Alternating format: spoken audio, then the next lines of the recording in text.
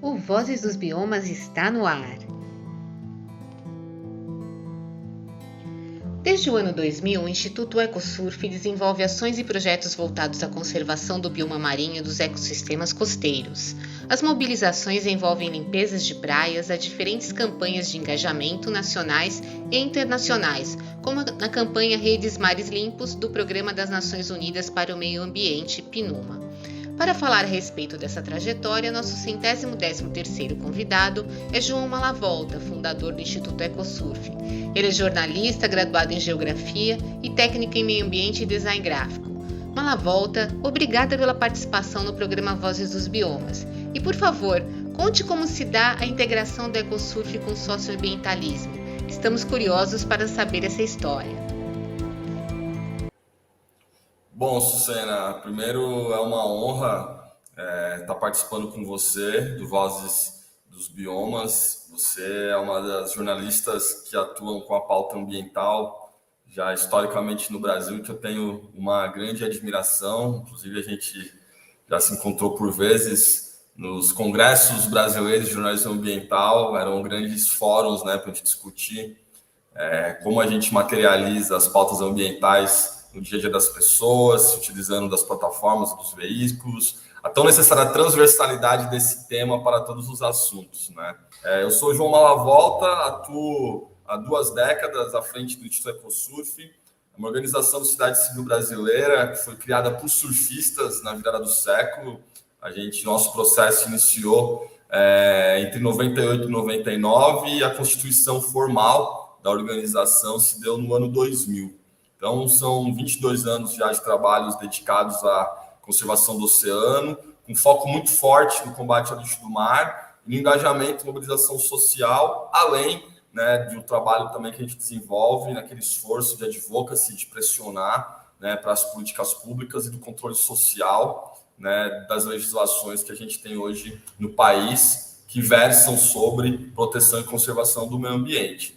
E nesse processo de 22 anos, foram muitos desafios que a gente vem encontrando nessa trajetória. Essa agenda de resíduos sólidos, historicamente, ela é muito negligenciada no Brasil, ao mesmo tempo que a gente tem uma política nacional de resíduos sólidos ultra avançada, porém a gente sabe que quando ela chega nos municípios, nas cidades, a gente tem uma dificuldade imensa. E a não implementação total de uma política de resíduos sólidos da natureza, a qual o Brasil possui, ela impacta diretamente no nosso dia a dia e, sobretudo, né, no resíduo que vaza das cidades e alcança os ecossistemas costeiros e marinhos, isso tudo através dos corpos hídricos, né? Então, a gente vive esse desafio. E a EcoSurf, desde muito cedo, entendendo um surfista como um sujeito social de direitos e de deveres, poder exercer uma função, um papel de ser um sentinela do cuidado desse lugar que ele passa boa parte da sua vida, que é a praia, que é o oceano, que é a zona costeira e marinha.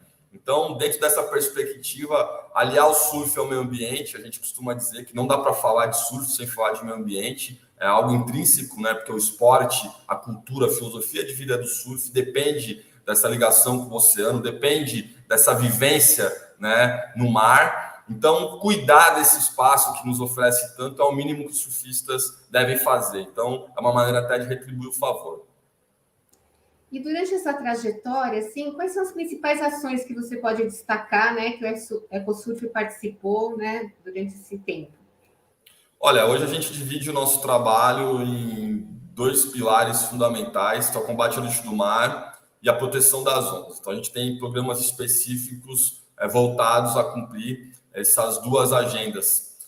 Mas o processo da EcoSurf, como eu digo, ele é histórico, ele se inicia com jovens, né, com muita vontade de transformar a realidade do local onde viviam, e ao mesmo tempo a gente tem que pensar, acho que tem uma máxima que diz, né, pensar global e agir local. E ao mesmo tempo nesse pensar global, a gente também começou a se conectar com processos e movimentos nacionais e internacionais de conservação ambiental. Isso para nós foi uma experiência muito rica.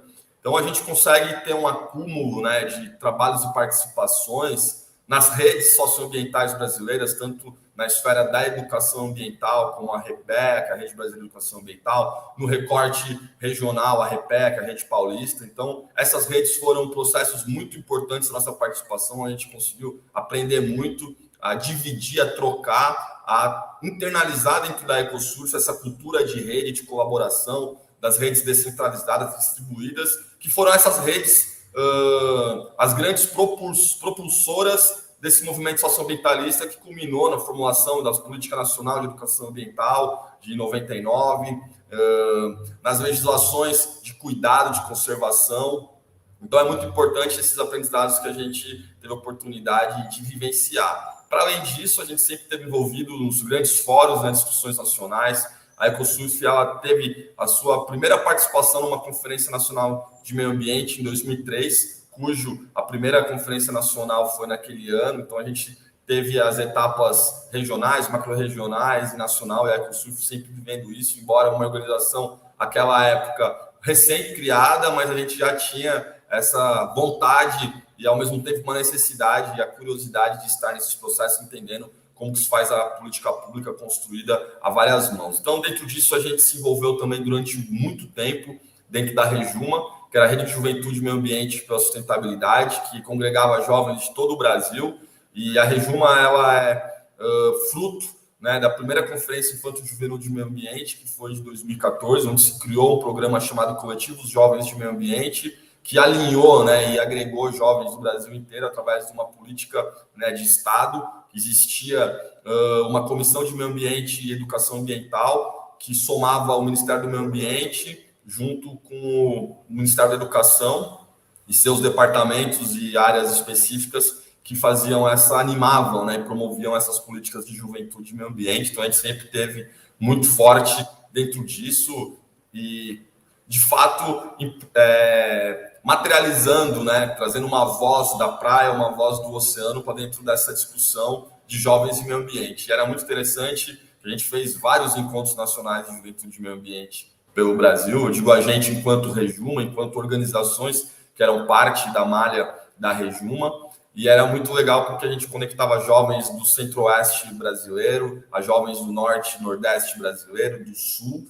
né? Então, esses matizes de cores, de visões de mundo, era muito rico. Então, foram experiências extremamente enriquecedoras que fez com que a EcoSurf talvez conseguisse criar, né, de certa forma, um nível de respeitabilidade dentro do cenário socioambiental brasileiro, dos movimentos socioambientais que existem no Brasil até hoje. E acho que alguns dos grandes marcos que pontuam, né, essa trajetória da EcoSurf, ela se dá em torno das nossas participações dentro dos colegiados, dos conselhos. Inclusive, a gente já teve, pela Rejuma, um representante da EcoSurf dentro do Conselho Nacional de Educação Ambiental. Então, era um espaço onde a gente, enquanto jovem, enquanto surfista, discutiu que, né, a gente esperava de uma política de educação ambiental para o Brasil. A gente, no alto nível, né, no high level dessa discussão, juntando governo, sociedade civil, academia, para a gente pensar isso. Então, foram momentos muito importantes. Isso se deu entre 2006 e 2007, e foram muitos processos. Eu acho que uma coisa muito interessante que a gente também teve a oportunidade de estar bem ativo foi na Rio+20,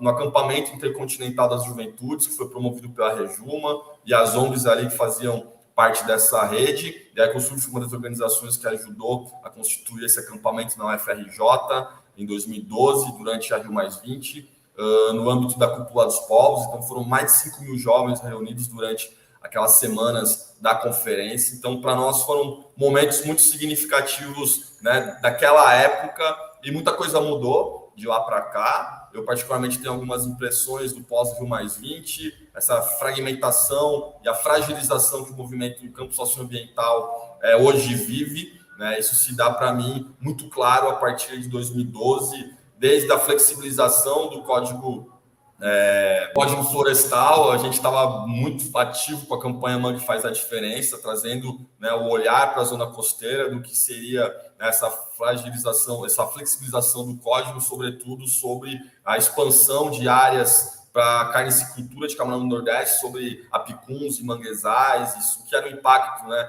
que a gente teria sobre as APPs, sobretudo na zona costeira. Enfim, hoje a gente já vive esse reflexo. Eu lembro que o campo socioambiental, a última mobilização que eu tenho notícia de ter participado de âmbito nacional, né, que a gente conseguiu fazer pressão no governo, com milhares de pessoas reunidas, eu acho que foi era uma campanha chamada Mangue Faz a Diferença, capitaneada pela Fundação SOS Mata Atlântica e muitas outras organizações. De lá depois a gente teve a Rio+20, e aí eu lembro que na Cúpula dos Povos, a hora do manifesto final, foi uma assembleia extremamente esvaziada. A gente já tinha, né, uma divisão, uma polarização política entre os dois campos teoricamente progressistas, de centro-esquerda, mas com olhares para a questão ambiental, de sustentabilidade, extremamente opostos, né? De lá para cá a gente vive hoje esse obscurantismo, né, político que o Brasil se enfiou. E uma volta, entre os desafios, né, de conservação, né, das praias, né, dos oceanos, o que você destaca dessa experiência que vocês têm? Quais são os principais, né? Até pelo trabalho que vocês fazem, né, de campanhas, né, de ações e de iniciativas. Eu acho que o processo é muito enriquecedor, né? Às vezes a gente se ocupa com o destino e esquece de acompanhar a paisagem. Às vezes a paisagem é muito mais rica do que o destino. Então, hoje a gente se reconhece como uma organização que é uma organização que traz uma mensagem. Então, a gente entende que é uma mensagem potente, é uma mensagem que conecta as pessoas para uma coisa comum, que é cuidar, né, dessa casa comum que a gente vive, que é o planeta Terra. Então, eu discuto sempre na área ambiental e, às vezes, a gente é rotulado.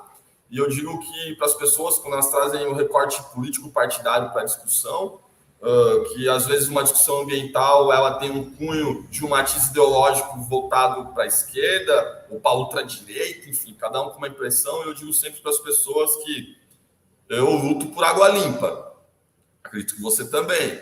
Eu luto por ar puro, acredito que você também. Eu luto por uma praia limpa, eu acredito que você também. Então a gente está lutando pela mesma coisa. Então eu trago sempre muito desse olhar. Então, se reconhecendo como uma organização que hoje é uma organização que traz uma mensagem, o que para nós é importante é, quando a gente faz esses movimentos de engajamento e mobilização social, que reúne as pessoas, eu digo que a gente luta por um coração de cada vez. Porque a gente sabe que é muito difícil você mudar uma cultura e logo uma cultura que internaliza hábitos nas pessoas. Então, quando a gente fala hoje, por exemplo, de poluição, a cultura do consumo, do descarte inadequado de resíduos, dessa produção alienada, insana de resíduos, né? Nessa nossa conversa aqui, a gente está há alguns minutos, estima-se que se coloca 1 milhão de garrafas PETs por minuto, né?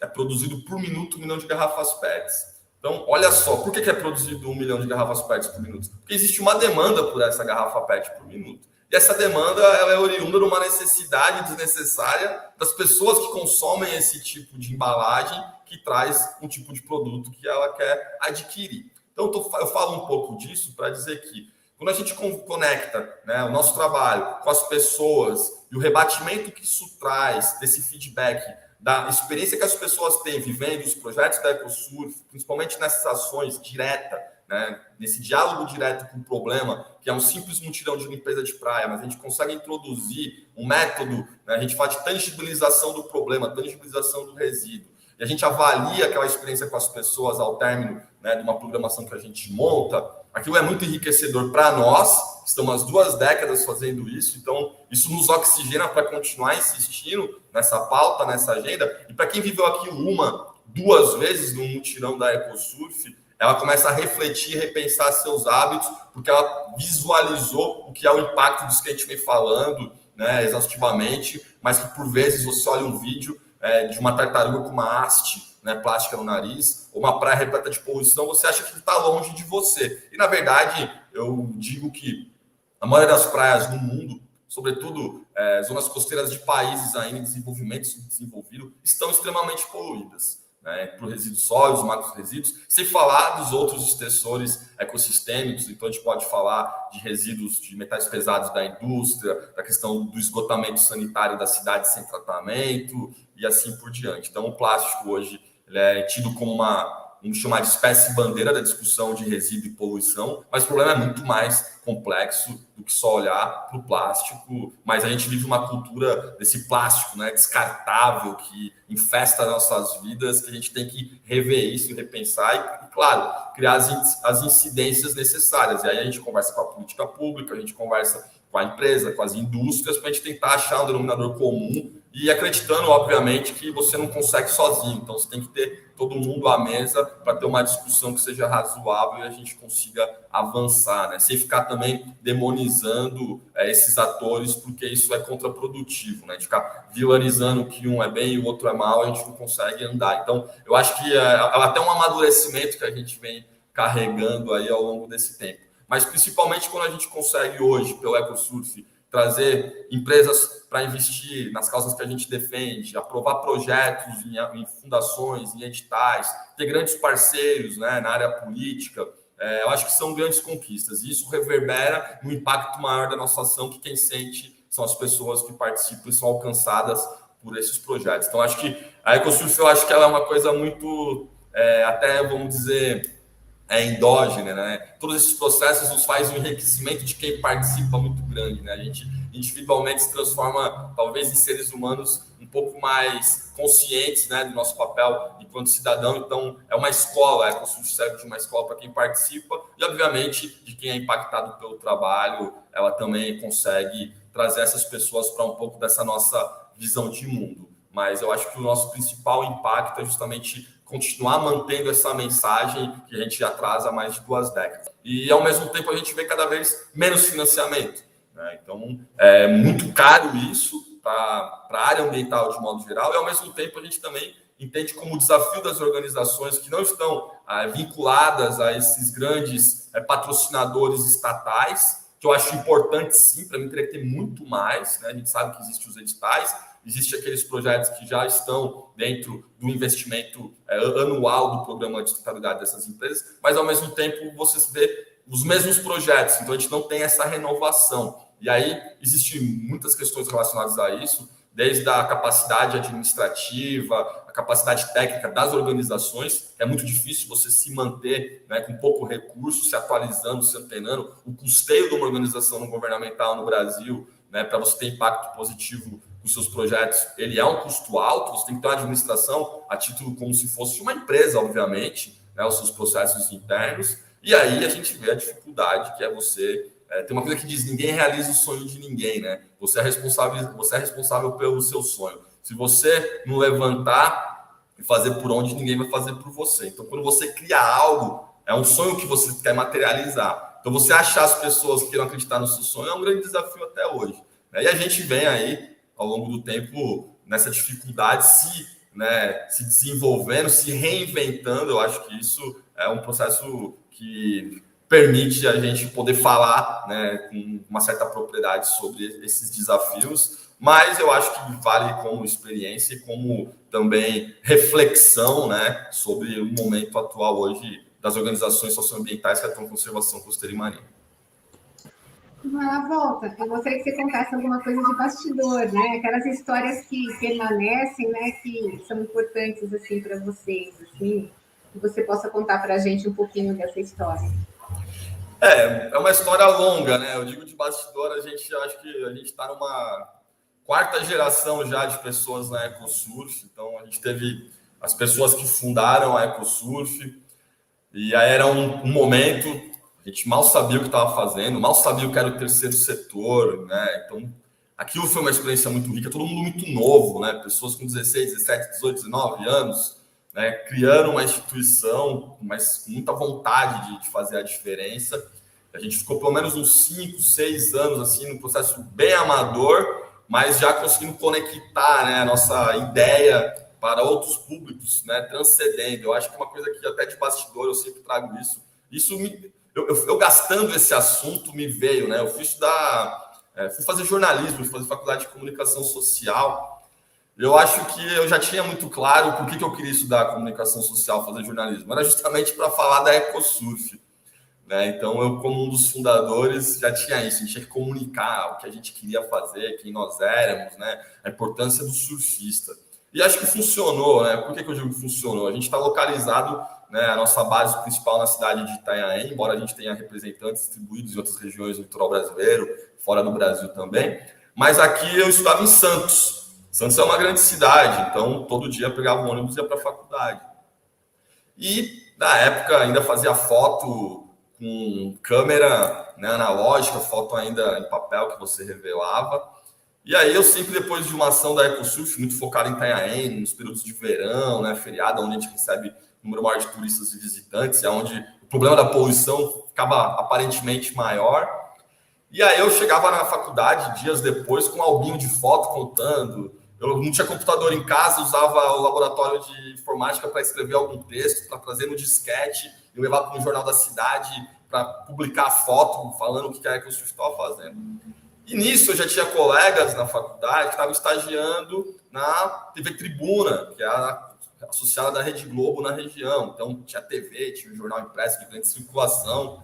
E aí os colegas de estagiário de redação da TV ou do jornal, pô, me manda essa pauta. Então, cara, comecei a levar para as redações o que era a EcoSurf de uma cidade pequena, Itanhaém, uma cidade a 60, 70 quilômetros de Santos, mas que não estava, há anos já não tinha, né, nenhuma organização no protagonismo ambiental, né, na localidade. Embora a gente tenha um processo dos anos 70, 80, começo dos 90, do professor Nécio Juarg, uma grande figura do ambientalismo paulista e brasileiro, e mundial, inclusive, porque ele repercutiu a questão de impedir, inviabilizar que as usinas hoje que estão Angra 1, Angra 2, né, no Rio de Janeiro, elas viessem para Jureia 1, Iguape 1 e Iguape 2, que é na estação ecológica da Jureia, para serem implantadas essas usinas. Então, isso nos anos 70 e 80, no governo militar, a Nucleobras, né, que era um órgão estatal que estava trazendo isso. Então, a gente teve, né, aquela época, Ernesto Zuardi. E para nós é uma figura, né, já finado, um saudoso Ernesto Zuardi, muito querida, que a gente conviveu com ele, ouvindo as histórias dele. Então, certamente, também isso impulsionou a criação do EcoSurf.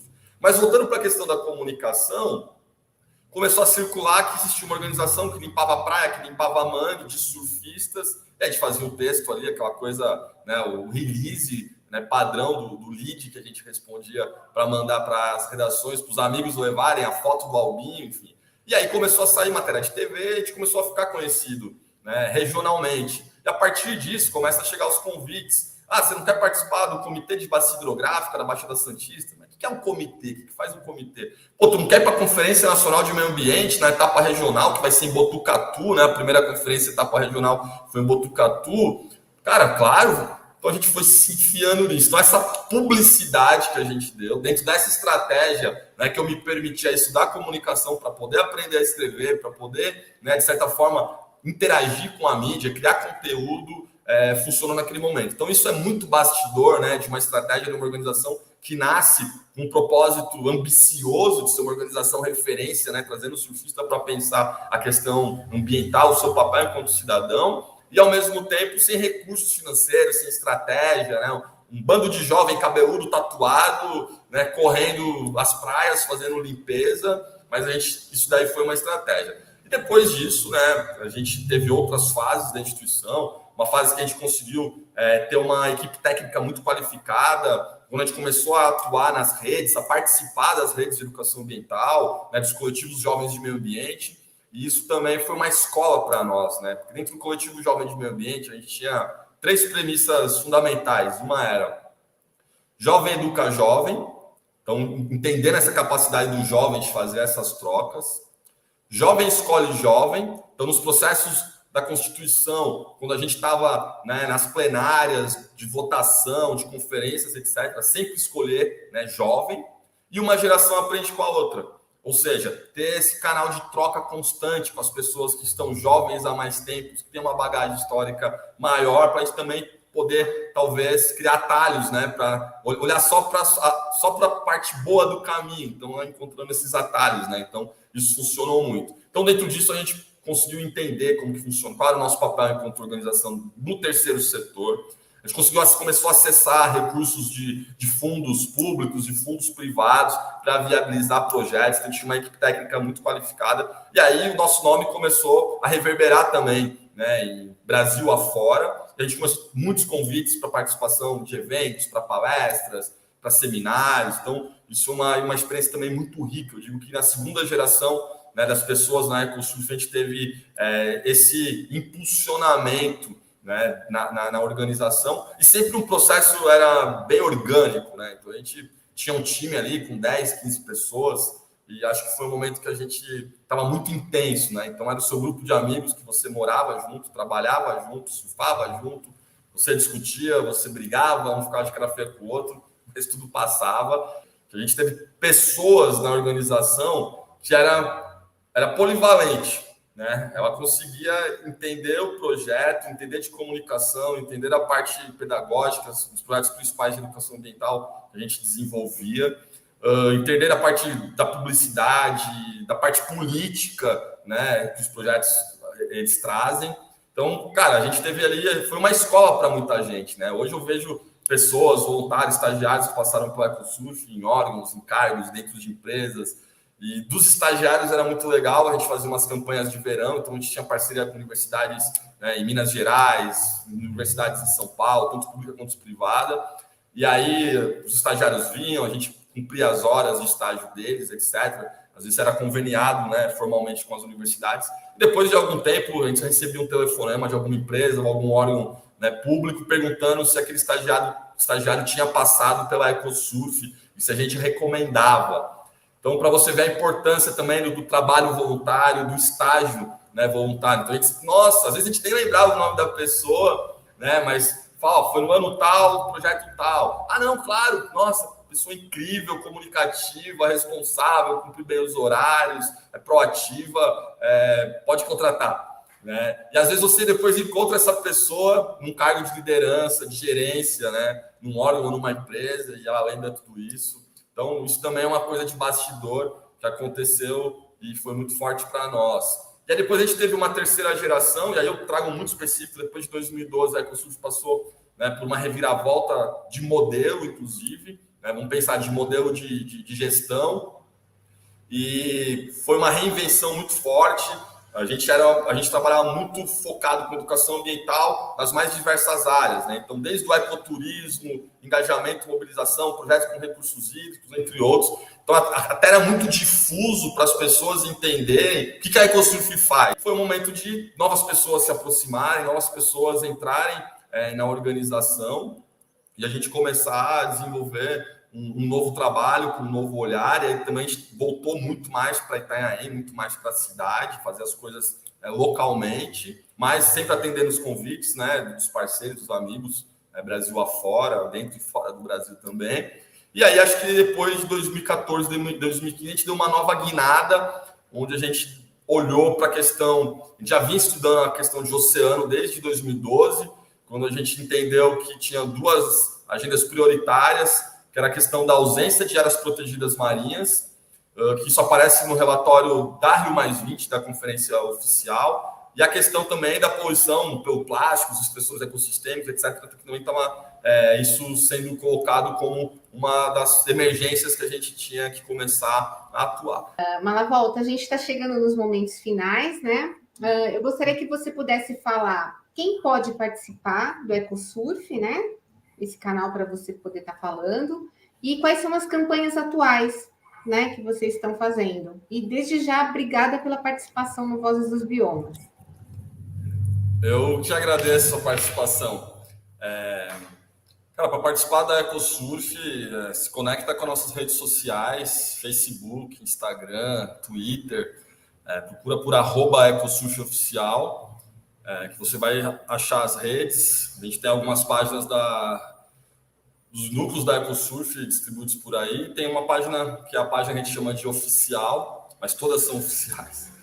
Então, ali a gente sempre divulga nosso calendário de agenda, as atividades que a gente está desenvolvendo. Então, são atividades voluntárias, só que a pessoa pode chegar na praia ou no evento, se inscrever, fazer a inscrição na hora e se envolver que a gente vem realizando. E hoje a gente tem alguns projetos bem interessantes acontecendo.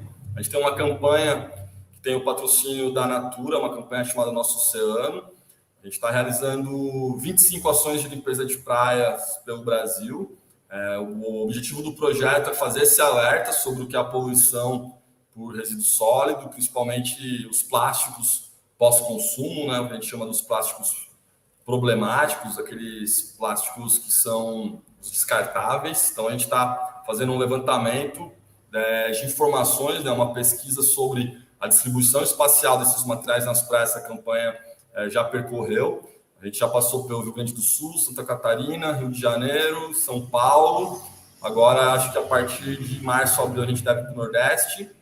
Tem ação agora, esse mês, a gente tem ação em Ubatuba, Guarujá, ainda em São Paulo. A gente já percorreu aí, foram mais de 14 praias nesses estados que eu citei. E o resultado já é bastante, como eu disse, é fazer um alerta, então é bastante alarmante mesmo que a gente vem encontrando.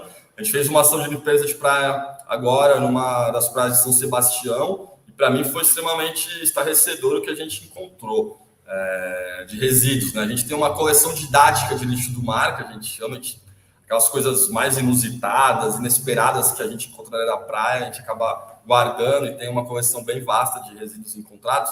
E aí eu lembro que os voluntários chegaram e falaram: olha, a gente encontrou uma coisa que eu acho que você nunca viu. Eu fiquei com aquilo na cabeça, já vi muita coisa, mas sempre há uma novidade aí por aparecer. Cara, eles trouxeram projéteis, cartuchos de arma de fogo.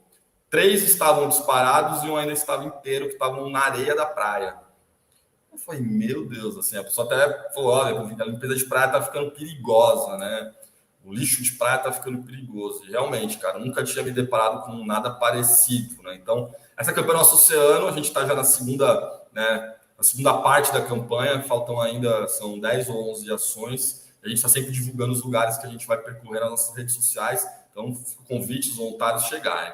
Para essa campanha, a gente acabou de aprovar um projeto em parceria com a Unifesp, na parte técnica operacional, de um edital do Camp Oceano, da Fundação Grupo Boticário. Então, foi um projeto chamado Nós da Ação, que vai atuar com 2 comunidades de pesca na cidade de Bertioga e Guarujá. O projeto tem o foco também de fazer uma pesquisa sobre o que é o resíduo plástico trazido a partir do esforço da pesca do camarão nessas 2 colônias de Bertioga e Guarujá, para a gente entender o que esse material, onde está esse material na deriva oceânica, dentro da área da APA Marinha do Litoral Centro. Então, um projeto que deve começar agora, nesse próximo mês. Então, vai ser um projeto voltado para os pescadores, é um projeto piloto, né? A gente vai investigar o que é o resíduo plástico trazido, né, na pesca, associado à pesca do camarão. Então, a gente tem esse projeto desenvolvido. Para além dele, a gente vai manter pelo 2º ano uma outra campanha chamada Missão Oceano, que é em parceria com uma empresa de Balneário Camboriú e Itajaí, que chama Ocean Drop. Foi um dos projetos que a gente está mais achando interessante de fazer, porque hoje muito se fala sobre economia regenerativa, responsabilidade, né, das empresas. E quando a gente acaba escolhendo uma empresa para consumir o seu produto, a gente está escolhendo o mundo que a gente quer viver, né? Então, a gente, obviamente, tem que buscar saber, né, o que essas empresas estão fazendo de impacto positivo, que seja na área social, na área ambiental, que seja nas questões relacionadas a gênero, a proteção animal, enfim. E essa empresa, ela atua na área de alimentos superfoods, né, superalimentos. E um dos alimentos que eles produzem é a partir de alga. E a alga, ela vem, né, do oceano, a produção da alga está no oceano. Então, nada mais justo que uma empresa que tem, né, o seu ativo ali para a produção, né, daquilo que ela vende, conservar o oceano. E aí a gente criou uma conta que a cada produto vendido pela empresa, a gente tira 25 gramas de plástico, de lixo, né, de algumas praias. A gente tem aqui, bem no extremo sul de São Paulo, onde a gente está atuando com esse projeto. E isso é muito interessante porque a gente sabe, a empresa, ela coloca em peso cerca de 3 toneladas, 3 mil quilos de embalagem no mercado por ano. E aí ela tem uma venda, se eu não me engano, são 120 ou 170 mil unidades, né, de produtos que as suas embalagens equivalem a essas 3 toneladas. E aí a gente fez uma conta de X ações da EcoSurf, e aí tem uma meta por ação de recuperação desse plástico, desse resíduo, que a gente traz, e aí a gente faz ali, né, essa matemática para demonstrar para o consumidor que cada produto significa, sim, 25 gramas a menos de lixo na praia. E 25 gramas equivale a uma garrafa PET, a 25 canudinhos. Então a gente consegue tangibilizar, né, para esse consumidor e para o público. E isso está sendo muito rico, essa experiência, porque todo o resíduo que a gente extrai da praia, a gente chama de limpeza de praia lixo zero. E isso é uma coisa que a gente vem desafiando, né? Se desafiando e desafiando os outros grupos. Porque quando você despolui uma praia, você recupera, extrai aquele resíduo daquele ambiente, por vezes você está transferindo o problema de um lugar. Você tira o lixo da praia e coloca onde? Você manda para um aterro, você manda para um lixão. Você sabe para onde está indo o lixo depois que você tira da praia? Essa é a primeira pergunta. Então a gente fala limpeza de praia lixo zero porque a gente tenta desviar o máximo do resíduo que sai da praia, do aterro ou do lixão. Ou seja, fazer a entrega para uma cooperativa, para uma usina de reciclagem. Só que só isso também não é o suficiente, porque o outro entendimento é que mais de 50% daquele resíduo plástico que a gente dá na nossa casa, né, que a gente coloca com um catador de recicláveis ou leva numa cooperativa, a gente sabe que mais de 50% daquilo não vai ser reciclado. Vai parar num aterro ou vai parar num lixão. Porque poucos plásticos têm uma cadeia de reciclagem com ciclo econômico virtuoso fechado. Né? Então, a maioria dos plásticos ainda é mais barato você extrair material virgem. Então, são desafios aí que a gente tem pela frente já há algum tempo, a gente discute isso. E aí, no caso da limpeza de praia, que é um resíduo muito... já está muito mais, vamos chamar, degradado, já sofreu com a intempérie, uma fotodegradação por conta dos raios ultravioletas. Então, desse resíduo, quanto a gente consegue reciclar? Então, a gente está desenvolvendo um estudo nessa linha agora para poder apresentar para a sociedade, né, que o resíduo da praia ele é possível reciclar e quais resíduos é possível reciclar. E também, justamente, eu acho que é uma coisa muito importante para ventilar uma ideia, porque hoje a gente vê muita coisa falando a Barbie, a boneca Barbie é feita com plástico do oceano, o tênis da marca famosa é feito com a rede de pesca, que é pega pela uma ONG famosa para fazer o tênis, né? Então, vários produtos feitos com plástico do oceano. E aí fica uma pergunta para mim, né? Para a gente tentar escapar do greenwash, escapar dessa maquiagem verde, né? Dessa perfumaria que se cria, né? Em torno de causas nobres, mas que está sendo, né, oportunizadas por empresas, às vezes, né, com um caráter duvidoso. Se é um plástico, seu produto é feito com plástico do oceano, me fala de que oceano, de que praia, quem pegou, qual a quantidade, o material está misturado com produto virgem, o material está misturado com produto reciclado para compor, né, no caso, o produto final. Qual que é a cadeia de custódia disso? Né? Quanto se produz? Qual a escala disso? Você não vê, né, essas informações desses produtos. Então, para nós que atua nessa agenda e quer fazer a coisa certa acontecer, é muito caro, né, ver essas narrativas, esse storytelling que se criam aí para lançar produtos incríveis que, na verdade, só estão enganando, por vezes, o consumidor. Então, eu falo isso por experiência, né, de própria, estudo de caso. Então, esse projeto Missão Oceano com a Ocean Drop está sendo muito rico, porque a gente está conseguindo, né, vivenciar tudo isso, entender o desafio que é tirar o lixo da praia e dar uma destinação adequada, e a gente sabe que é desafiador, é importante sim desafetar o ambiente costeiro e marinho, diminuir a presença desses materiais, esse passivo ambiental nessas áreas, porque você diminui a interação, né, da avifauna, da biodiversidade com os plásticos. A gente sabe que muitos animais acabam indo a óbito quando interagem com esse tipo de resíduo. Então, são esses 3 projetos que a gente tem hoje que são fundamentais para nós, que estão bem estruturados e acontecendo. E entre outros, né? Aí tem as campanhas, a gente está lançando um filme agora entre fevereiro e março, chamado Lixo Mutante, vou até dar um spoiler aqui. É um média-metragem, um filme de 45 minutos. A gente foi convidado uma produtora chamada Orso Filmes, junto com a roteirista a Dani Minucci, a estar junto desse projeto incrível. Então, a gente está lançando um filme de 45 minutos que vai falar sobre resíduo, com grandes entrevistas de grandes pensadores do tema. Então, esse também é um produto nosso que deve sair agora aí nesse primeiro semestre. A gente vai fazer bastante barulho, entre muitas outras coisas, né? A gente tem as ações menores, mas essas são algo que a gente toma um pouco mais de tempo do nosso dia a dia, da parte administrativa e técnica da instituição. Gratidão, Malavolta. E até uma próxima, né? E a gente ter outra oportunidade de falar de outras pautas, né? Que também estão relacionadas, né? Que a gente sabe que vocês fazem um trabalho bem bacana. E que o pessoal, né, que tem afinidade, né, com a causa, né, procure vocês, enfim, né? Entre nas redes sociais aí para poder fazer esse diálogo também. Até breve, até mais. Até mais.